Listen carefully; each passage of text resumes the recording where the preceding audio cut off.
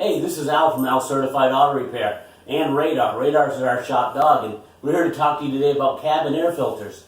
We're often asked the question, what kind of cabin air filter should I use in my car? Well, it depends on your budget.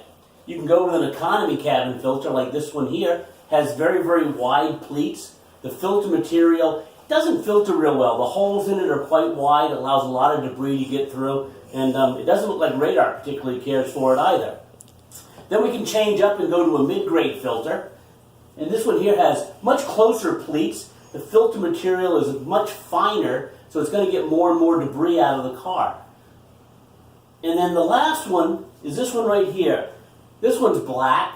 And the reason it's black is it has activated charcoal in it. Activated charcoal in it.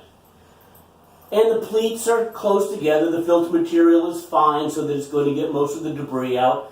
But when you're driving along at night and that skunk's on the side of the road, phew! This filter is going to help get some of that stuff out of the air. And Radar likes that too.